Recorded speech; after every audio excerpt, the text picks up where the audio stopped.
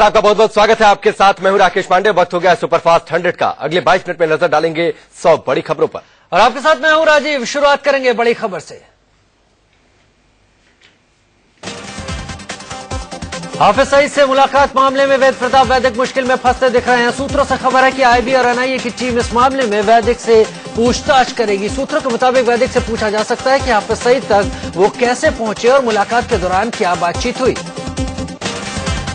वहीं वैदिक के खिलाफ केस भी दर्ज होने शुरू हो चुके हैं। वाराणसी में एक वकील ने वैदिक के खिलाफ देशद्रोह की शिकायत दर्ज कराई है। 25 जुलाई को इस मामले की सुनवाई होनी है। वैदिक के खिलाफ इंदौर कोर्ट में भी याचिका दायर की गई है। कांग्रेस नेता विवेक खंडेलवाल ने देशद्रोह का मामला बताते हुए कोर्ट में अर्जी दी है, जिस पर 5 अगस्त को अगली सुनवाई होगी।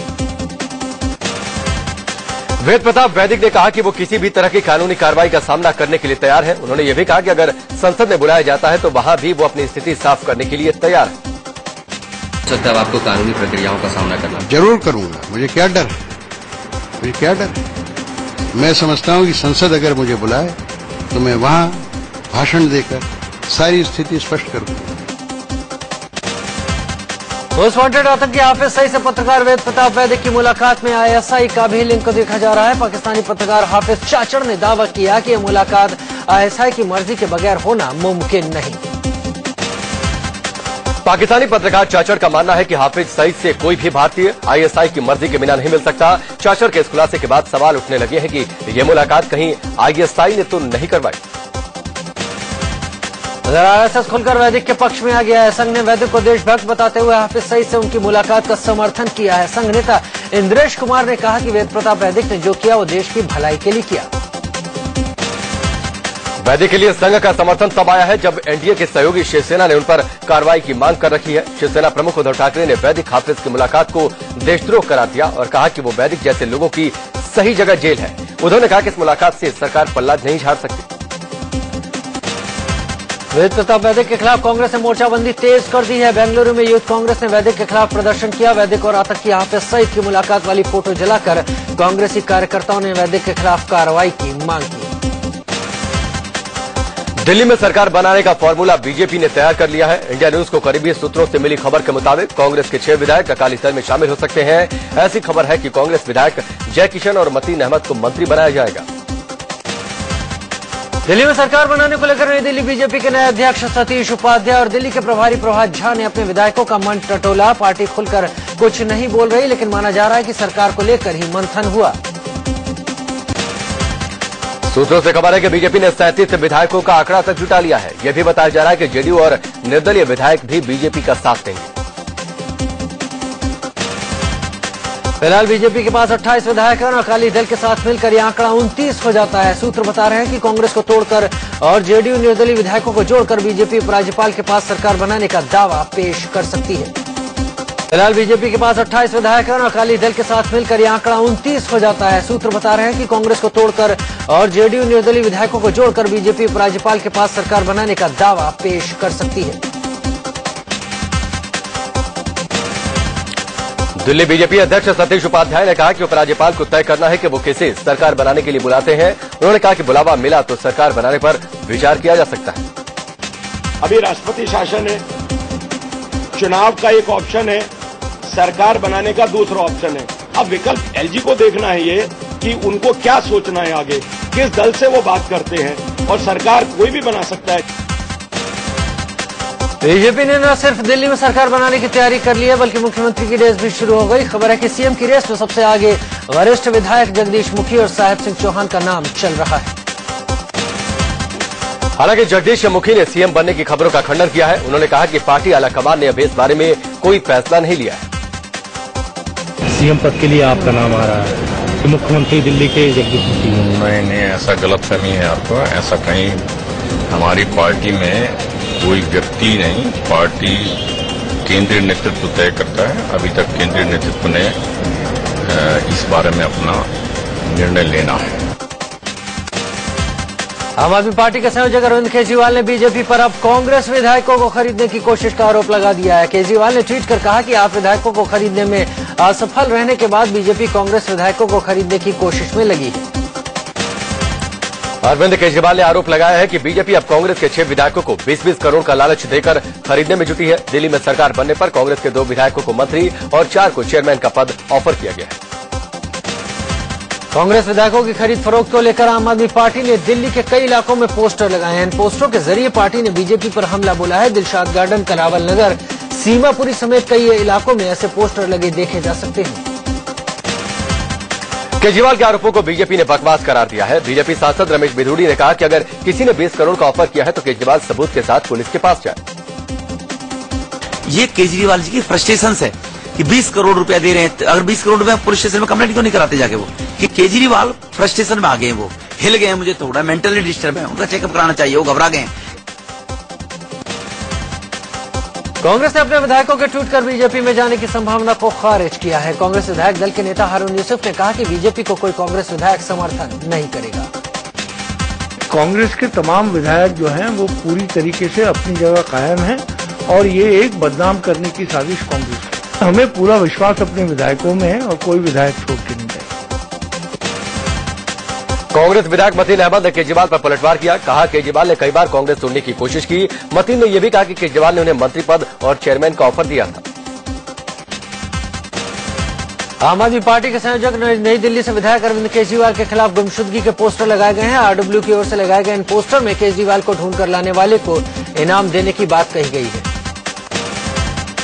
इस पोस्टर के जरिए केजरीवाल पर आरोप लगाया गया है कि उनकी अनदेखी की वजह से नई दिल्ली इलाके का विकास ठप हो चुका है। लोगों को झूठे सपने दिखाकर उन्होंने जनता से वोट लिया और फिर लापता हो गए। पोस्टर में केजरीवाल के खिलाफ जमकर भड़ास निकाली गई है।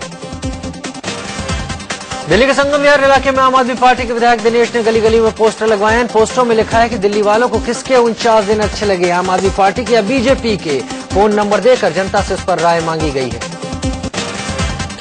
ब्रिक्स सम्मेलन में हिस्सा लेने के बाद प्रधानमंत्री नरेंद्र मोदी की आज स्वदेश वापसी होगी। मोदी फोर्टालेजा से भारत के लिए निकल चुके हैं। भारत रवाना होने से पहले मोदी ने ब्राजीलिया में दक्षिण अमेरिकी नेताओं से मुलाकात की।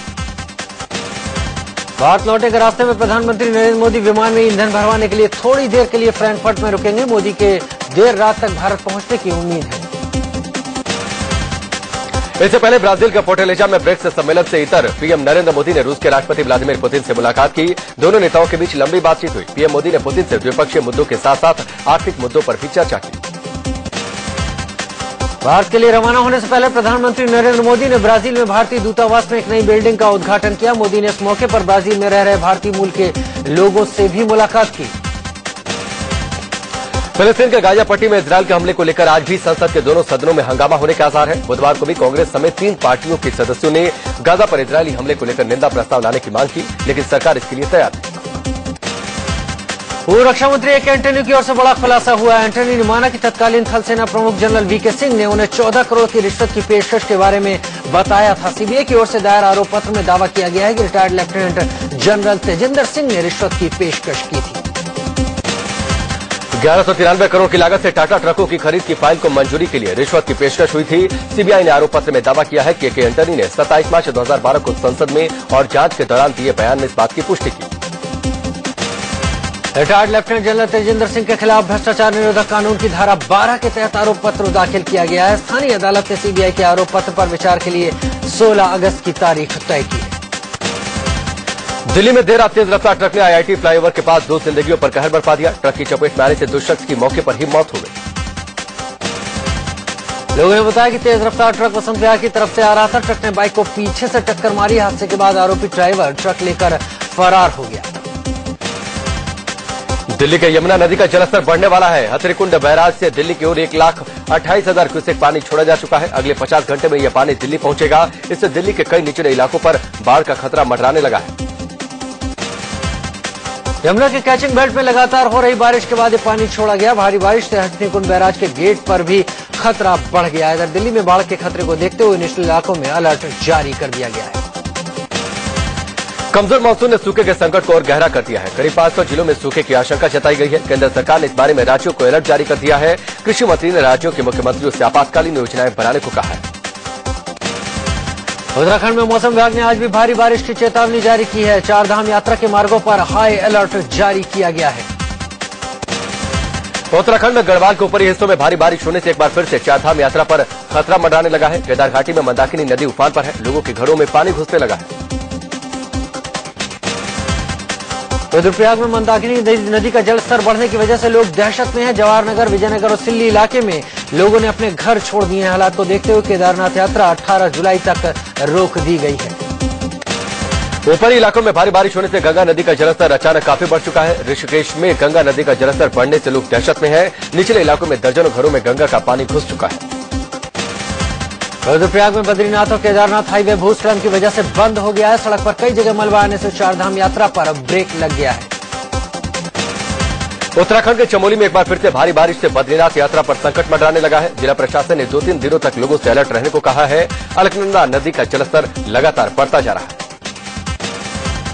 चमोली में हो रही मूसलाधार बारिश से भूस्खलन के साथ बद्रीनाथ हाईवे, पाताल गंगा और लामबगड़ में सड़कें टूट गई हैं। योग गुरु बाबा रामदेव के उत्तराखंड में गंगोत्री इलाके में अपने करीब 450 समर्थकों के साथ फंसने की खबर है। प्रशासन के हाई अलर्ट के बावजूद बाबा रामदेव गंगोत्री की यात्रा पर निकले थे। भारी बारिश के चलते सड़क टूटने से कई और यात्री भी गंगोत्री में फंसे हुए हैं। अलर्ट जारी करने के बाद भी गंगोत्री यात्रा पर निकले बाबा रामदेव से उत्तराखंड पुलिस खफा है। डीजीपी ने कहा कि अगर रामदेव के साथ गए लोगों के साथ कोई अनहोनी होती है तो जिम्मेदार बाबा रामदेव होंगे। कोई वहाँ पे विपत्ति इन बच्चों को आती है तो मैं समझता हूँ कि इसमें जो व्यक्ति उनको एडवाइजरी के विपरीत वहाँ पे लेके गया है उसका भी कुछ न कुछ उत्तरदायित्व जरूर बनेगा। बाबा रामदेव के गंगोत्री में फंसने की खबरों के बीच पतंजलि योगपीठ के महामंत्री आचार्य बालकृष्ण ने कहा, उत्तराखंड में कोई आपदा नहीं आई है और ये दुर्भाग्यपूर्ण है कि प्रदेश सरकार लोगों के बीच गलत बातें फैला रही है। तो रास्ता अवरुद्ध नहीं है। इस तरह की एक तरह से नकारात्मक छवि और उत्तराखंड के शासन प्रशासन के द्वारा उत्तराखंड के विषय में एक भ्रम का प्रचार करना ये बहुत ही दुर्भाग्यपूर्ण है। उत्तरकाशी के सिरोगढ़ इलाके में कई तीर्थयात्री सड़क टूटने से मुसीबत में फंस गए। गाड़ियों के लिए रास्ते बंद होने से यात्रियों को पैदल ही जान जोखिम में डालकर सफर करना पड़ा। मायानगरी मुंबई पानी पानी हो चुकी है। मुंबई के कई इलाकों में लगातार होती बारिश के चलते जल जमाव हो गया है। सड़कें समंदर में तब्दील हो रही हैं और लोगों को भारी मुसीबतों का सामना करना पड़ रहा है। मुंबई की सड़कों पर पानी जम जाने से ट्रैफिक का भी बुरा हाल हो गया। गाड़ियों की रफ्तार सुस्त पड़ गई। कई जगह पर लंबी लंबी कतारें लग गई।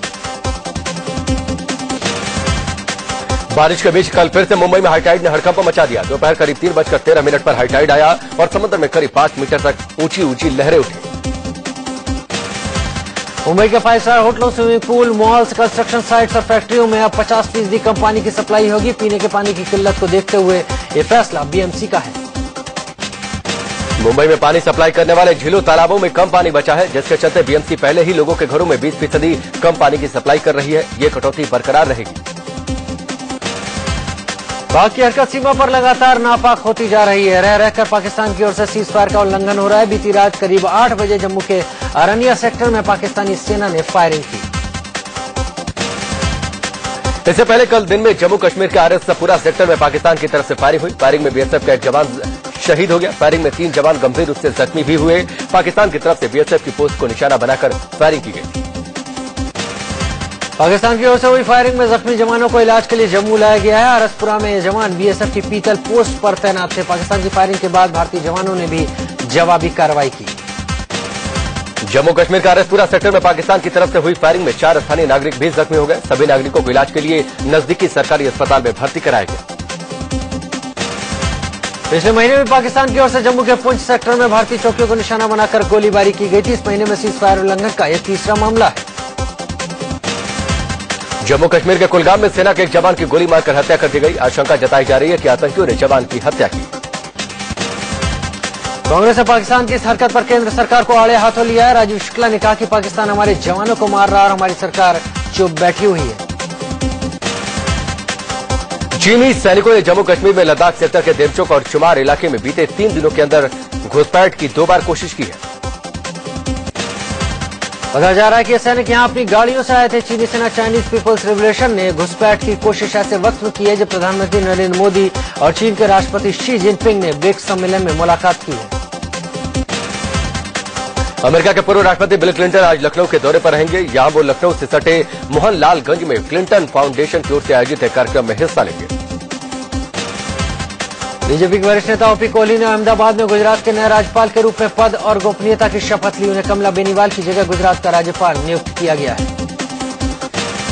यूपी के राज्यपाल के तौर पर राम नाईक की हुई नियुक्ति के खिलाफ हाईकोर्ट की लखनऊ बेंच में अर्जी दाखिल की गई है। अर्जी देने वाले वकील का आरोप है कि केंद्र ने राज्यपाल की नियुक्ति पर यूपी सरकार से मशविरा नहीं किया।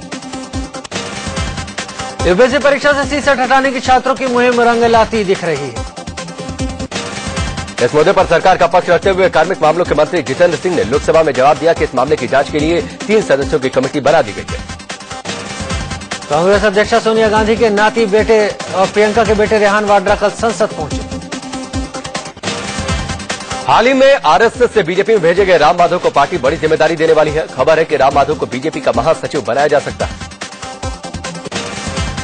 पूर्व सांसद एसपी सिंह बघेल के आगरा घर पर फिरोजाबाद पुलिस ने नोटिस चस्पा किया है।